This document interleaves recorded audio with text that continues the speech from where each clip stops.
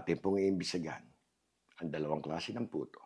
Putong harina na napakadaling gawin at putong bigas na napakahirap gilingin.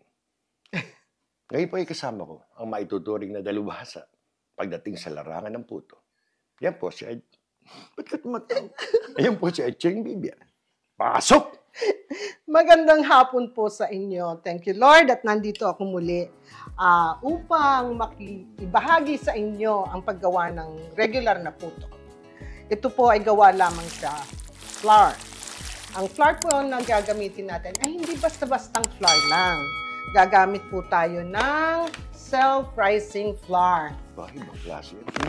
Hindi ba yung all-purpose? No, okay. Hindi pwedeng gamitin all-purpose flour. Well, pwede, dadamihan nyo lang sa baking powder. Pero ako po, gagamit po ako ng self-rising flour, no?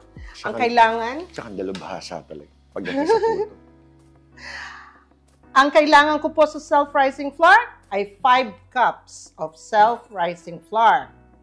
Gagamit tayo ng 3.5 cups of white sugar, 1 stick or half a cup melted butter. Gagamit tayo ng baking powder, 1.5 teaspoon. Naglalagay pa rin ako ng konti para sa ganon, mas alsado po ang ating puto. Self-rising, naglalagay ka pa ng ganyan para mas maalsa. Yes, para mas maalsa ang ating puto, no? Tapos, gagamit ako ng 10 whole eggs. And, gagamit ako ng 4.5 cups na fresh milk. However, this time, yung puto, pwede naman plain white na regular puto. Gusto ko siyang maging festive, kaya gagamit ako ng ube flavoring. Aba, masarap yun. Pandan flavoring. So, hindi lang kulay yan. Flavor din. Aba, masarap. Tapos, vanilla, lalagyan ko yung puti. Ayun. So, magiging 3. Itong pong mixture na to, ay gagawin natin pag napagsama-sama na lahat, parang gagawin natin ng 3. Ay, kanin. Parang sapin-sapin, isang mixture. Yes. Isa kang dalubhasa talaga. Pwede rin lagyan ng strawberry flavor. Merong mga iba-ibang kulay. Nasa sa inyo po yan kung paano nyo gustong gawin ang mga puto nyo na more... Kung anong flavor, pwede. Yes. Meron ka bang ampalaya flavor dyan? Wala tayo doon. Okay, kala ko lang meron ampalaya. Okay, so... Ngayon po, ipagsasama-sama natin to at papakita ko sa inyo kung ang step-by-step na paggawa po ng regular na puto. Pagbalik po na. Pagbalik. Okay, eto po, ipagsasama-sama natin muna lahat po ng dry ingredients. Gaya ng sabi ko kanina, 5 cups of self-rising flour. Okay, so flour muna din. Mukhang sugar yan. Yes, yung 3.5 cups ng sugar. Nabalik na naman tayo sa 3.5. Pag yan Sinabi mo. yung pag ginawang 4. Okay. At ang 1.5 teaspoon na baking powder. Ba? Sasabihin ko sana baking soda eh. Lagayin ng ano yan Budbud. Tanda ko yan Okay. So, haluin lang natin. Okay. Kasi mas madaling haluin yung mga dry pag yung wala pang liquid na That's nilalagay. right. Okay. Dito lang ako. Wala naman akong gagawin kakaiba dito.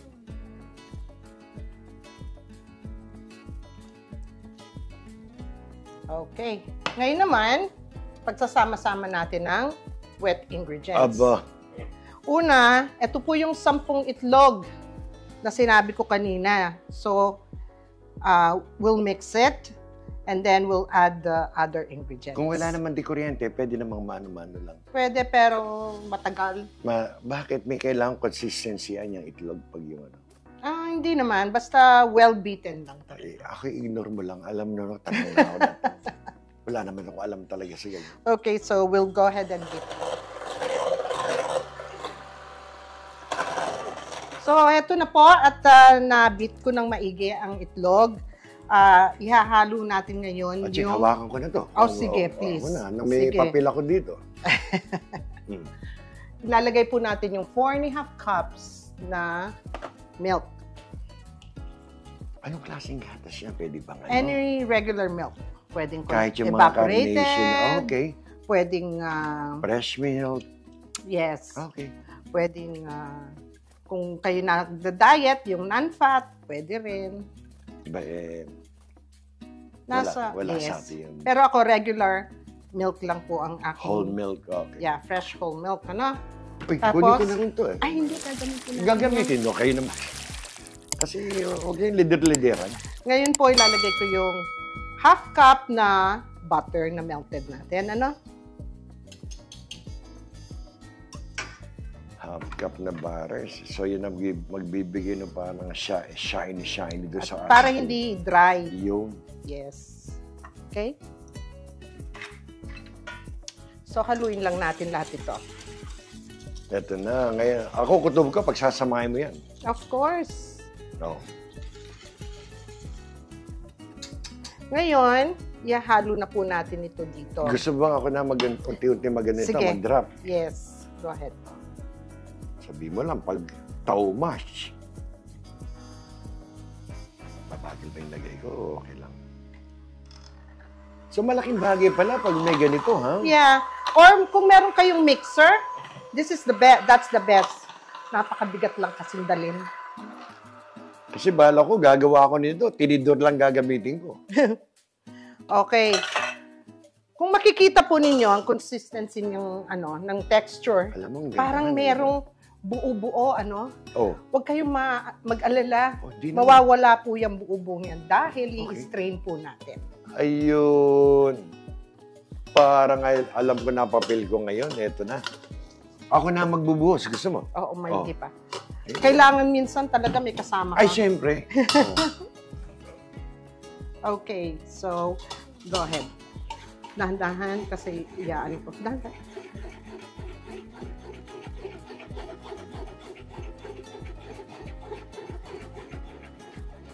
So, ang ganda. Oh.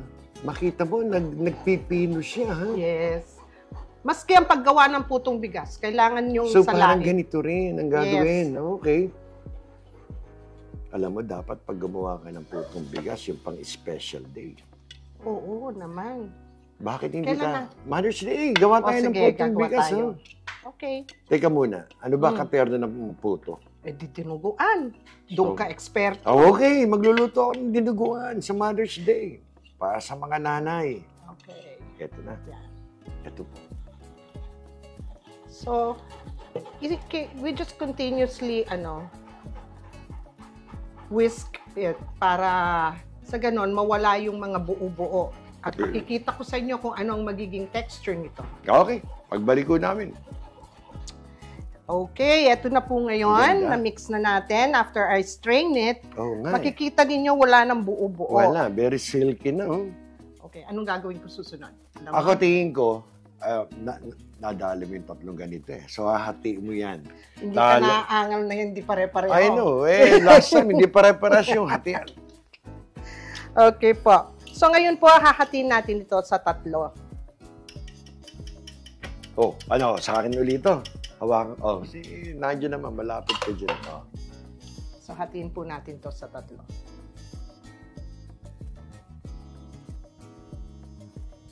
Yun, no? Yun. Ayan. Sayang. Ay, sayang yan. Sayang yan talaga. Makakagawa ka rito siguro mga 80 pieces to 100 pieces. Na. Bibilangin ko yan, ha? At Cheng, ang galing mo sumukan. Eksakto sa tatlo nga, oh. Alright. So, Punasan natin. Narinig niyo ba yung aming cuckoo clock? Nagkukuko na siya. ngayon, yung isa ay magiging puting puto. Lalagyan natin ng konti lang na Vanilla, sarap vanilla. yan. 1 teaspoon. Ang galing. Ako tingin ko 1 teaspoon na yan. Ito ba, i-shake pa? Hindi na. Hindi na. Okay. Natanong ko lang. Masungit. Okay, susunod natin ay ang pandan. So yan, medyo magiging green ang dating. Oo. Subukan muna natin ng 1.5 tablespoon. Galing. Huwag masyadong green kasi ang pangit ng lalabasan niya ng kulay. Okay lang kung light siya kasi habang niluluto ito, lalo siya nagiging dark. Sa bagay, wala pa akong nakitang puto na dark green. Tama ka. Light green is okay, but not dark green. Yes. Lastly, Ubi we'll naman. do the ube flavor. Okay. Para maging festive ang mga puto nyo, lalo na pag may mga handaan, napakagandang tingnan. Correct. Pwede, yes. At least yung puti, hindi naman ang Teka muna. Hmm. Na tatlong mixture na to. Ba, ano na susunod yan? Ito ba iluluto natin ng buo para isahan na lang? Hindi. Ito po ay lulutuin natin ng pwedeng sabay-sabay, iba-ibang kulay. Oh. Pwede ninyong gamitin yung mini muffin sa steamer. Kaya lang, nagtitake masyado ng I know. space. Isang kain ko lang yan. At hindi pwedeng patong-patong kasi Okay. hindi aalsa yan. So, I prepared ahead of time. Aba. Ito ibang po ka- yung aking mga ginagamit. Ito po. So, Mas marami akong maluluto. oo, ang ganda ng spacing, ano? At nilagyan ko ng konting pam. Ah, So, okay. i-steam po natin to. Ilalagay ko lahat ito dito. So, ganyan ho, nilalagay ni Acheng. Kasi nalibutan niya yung kanyang dispenser. Meron palang dispenser parang Mas bote ng mabilis. cake. Oo. Yung parang panggawa ng hotcake. So, kailangan madala mo yan pag gumawa tayo ng puto na bigas. Yes. Pero eto na ngayon, ha, mukhang marami kang magagawa. Oh. Yeah. So, Sige eto, nga, ilan yan? marami. Acheng. Sabi ko nga sa'yo mga may kumulang na mga 80 pieces. Kaya pinakita ko sa inyo. Busy-busy, Acheng. Buti maganda pa pulso pala nito. Okay. So, kumukulo na ang Ang ating ganda ng tubig. ating kulo. Ako nakukuha nito. I-steam Ang po ganda. natin ngayon ito ng 10 to 12 minutes. Ganun lang, ha? 10 Oo. to 12 minutes. Madali ha? lang, napakadali. Okay, so dalawang layers. Yeah. Okay. No, isang layer lang. Ay, isa-isa. Kasi iniwasan ko yung tubig na mag-drip. I see. Kasi pwede mag-steam yung tubig sa ilalim, pupunta doon sa So, kabila. dalawang salang. Oo. Okay. Ginagamit. Ayan. Akin na, ilalagay ko dito. Ako magdidikit nito. Ito po ang ating timer para huwag tayo maligaw. Ayan po, babalik po kami. Acheng, Wow. pwede Ano? bang check-in natin to? Nakakatayo ay 10 minutes na. 10 minutes. Check-in natin. Ayan, ang ating mga Oh puto. my God, ang ganda. Yes. Saka tama ka, umalsa nga, ano? Mhm. So, 10 minutes lang. 10 minutes. Tama ka, 10 to 12. Yes. Okay. Pwede niyong lagyan ng toothpick para malaman niyo kung luto. Just to double check. Yes. Okay. So, ako po, chinek ko na kanina, ng ika 10 minutes, makikita nyo. Wala nang sumasama. Yes. So, ngayon po, ito'y tapos na. Mainit ngayon. Isasala ko itong pangalawa ngayon. Yes. O, sige tayo magrigo doon. Palit tayo dito. O, ilagay mo dyan. Ay! Yan. Haru, munti ka na sumabit. Again, nice and even. Ganyan lang naman po yan. Ako, kahit tabingin yung puto ko, kakainin ko. So, takpan ko na to.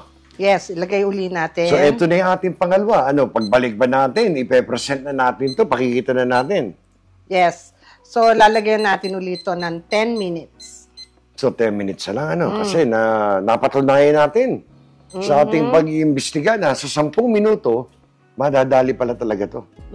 Okay, so, balik tayo in 10 minutes. In 10 minutes. Okay po. So, madali lang tanggalin. Tulad ng sabi ko kanina, inisprayan ko to ng PAM. So, tatanggalin lang po natin. Napakadali. At pagkatapos, hintayin natin yung iba. Marami po kayong magagawa sa mixture na ginamit ko. More or less, sabi ko kanina, mga 80. Pero mukhang lalampas pa tayo sa 80. Okay? So, tapusin ko pong ilipat lahat ito, pati ito pag naluto. At ipakikita ko sa inyo ang finished product natin. Kung kayo po yung nagtataka, ako po ang may hawak ng camera. Kaya hindi niyo po ako nakikita. Napag-utusan na ako ni Acheng. Ayan na. Ayan. Nako, parang hindi kakasya. Kailangan matikman yan. Ayan, Ang natapos ganda, na Acheng. rin. Very festive, tama ka. 2 salang lang to Alalahanin nyo, meron pa akong iluluto. Pero ngayon, ipapakita ko sa inyo ang finished product natin. Di ba ang ganda-ganda? Acheng, binilang ko. Nasa 90. Oh, sabi ko kanina mga 80. May natira pa tayo. Kalahati pa yon. So, more or less, makakagawa kayo. 150, call it 150. 150. At ito'y napakagandang ihanda sa anumang okasyon. Ito yung pinipik eh. Pag yung halimbawa, nasa handaan ako, sumisimple ako ng ganyan. Pwede matikman yun. Of course. Sige po. Isa lang muna. Ito yung ating ube. Nalimutan ko yung mainit sa Kapampangan. Mapali. Mapali. Aline, mapali. Malyarin mo na yung kanan. Napakalambot, di ba? Tumutunog. Alam mo, surprisingly, Flor, very moist. Napaka-moist niya. Saka yung sugar, sakto. I mean, I'm from Marikina. Masarap po. At yan, salamat. Okay, maraming salamat po. At ako'y napaunlakan na gumawa ng puto para sa Thank you inyo. naman. Thank you. Pero, meron tayong part 2 ng puto nito. Kasi, Itong segment na to, may part 2 tayo. oo, Anong gagawin pa? kasi gagawa si Bong ng pansit para ternuhan ng ating puto. Marikenyo, pakikita ko sa iyo ang pansit ko. Yes. Panoorin niyo po ang part 2. Thank you po. Salamat. Maraming salamat. Salamat kaya kayong ane. Okay, thank you, Lord. Thank you po.